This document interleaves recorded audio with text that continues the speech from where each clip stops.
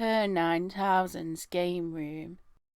Okay, so coming in about 4 or 5 days, there is an update to the Switch, Super Nintendo and NES service, adding 3 new Super NES games and 1 NES game. The games that are being added are, for the SNES, there will be Panel de Pon, which is a puzzle piece game. The title originally launched for the Super Famicom in 1995. We did get a version in England with a lot of alterations called Tetris Attacks, so it may feel familiar to some. It's a pretty decent puzzle game. It's got single player and 2 player modes. It's a good little title. It's nothing that set the world on fire. Then there is Operation Logic Bomb, which is known in Japan as Akira no Yosai, The Fortress of Fury. It's a 1993 overhead action video game developed and published by Jellicoe. It was first released in April in 1993 in Japan, coming later in September in America. It is the second sequel to the Game Boy game known as Fortified Zone.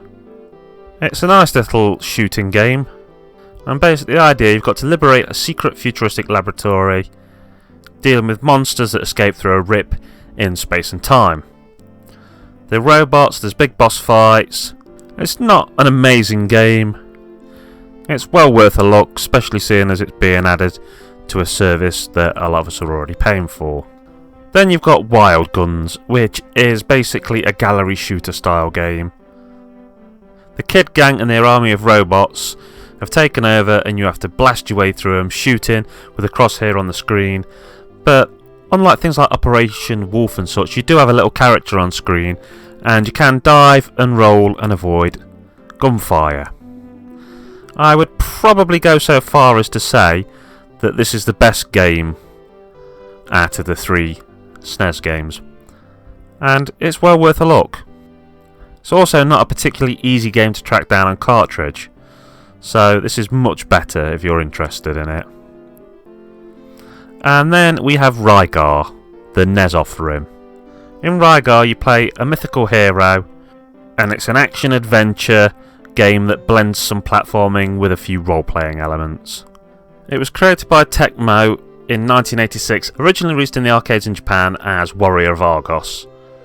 If you've played your basic side-scrolling action titles on the NES, it's a pretty good one. It's an open-ended action-adventure game. If you enjoyed things like Metroid, then give this a bash. One of the great things with these games is that, unlike on the SNES and NES, you can obviously save anywhere, and for NES games in particular, this really does help. Okay, they're all enjoyable games. I think they're quite good offerings. They could have been better games, but they could have been far worse. So, hopefully Nintendo keep these coming every few months.